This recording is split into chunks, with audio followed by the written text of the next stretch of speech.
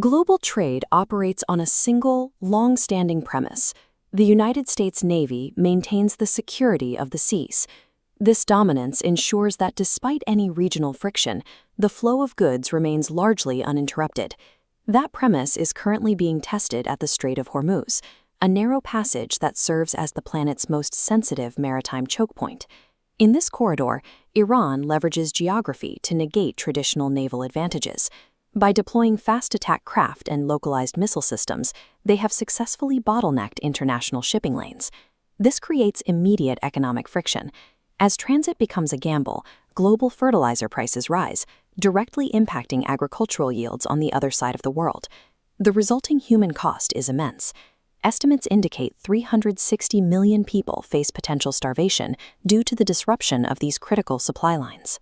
The United States has attempted to stabilize the region by committing $50 billion to military operations in the sand, hoping to restore the old status quo through sheer financial and military weight. Conventional firepower has yet to restore the flow of goods, revealing a significant gap in the ability of a superpower to project security over a localized, asymmetric threat. This raises a question of logistics. Why does the world's most advanced military struggle to clear a localized, low-tech blockade? The strategy here relies on cost imposition.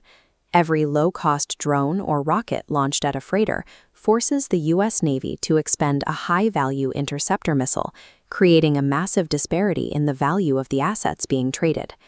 This chart shows the estimated missile capacity the U.S. maintains in the Pacific. According to the Washington Post, Middle East engagements are rapidly eating into these numbers.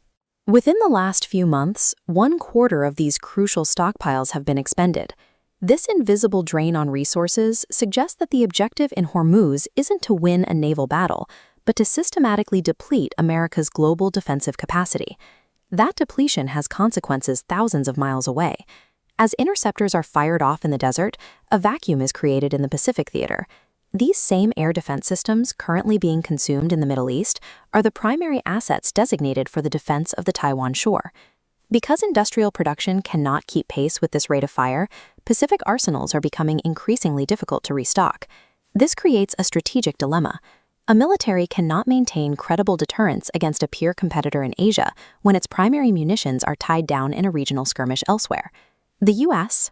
Navy is now attempting to project force across these two divided fronts, placing significant operational strain on the fleet. The strategic equation is clear.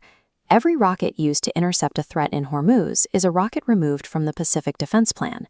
China is the primary observer of this dynamic, watching as U.S. capabilities are spent on secondary targets. As American focus is pulled away, rival nations can move more aggressively to assert their own regional maritime claims. This visible strain on military capacity is also translating into domestic political pressure in Washington. Figures like J.D. Vance are using the reality of this resource exhaustion to advocate for a shift toward more isolationist policies. The pressure on the American position isn't coming from a direct military defeat, but from the steady exhaustion of its political and material capital.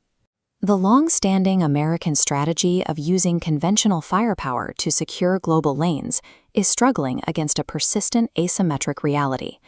An analysis by Atlantic Magazine suggests that regional actors now have a disproportionate influence on how global power is distributed. This is the result of geographic leverage. By controlling a specific physical bottleneck, a regional actor can influence the economic and military supply lines of a global superpower. This has inverted the traditional power dynamic. A superpower's resource expenditure can now be dictated by the location and pace set by a much smaller regional force. The current rate of missile consumption and the resulting gaps in the Pacific represent a significant challenge to the way global influence is projected. The situation in the Strait shows that maintaining dominance isn't just about the size of a fleet, it's about whether that fleet can survive a long-term battle of attrition at a vital transit point.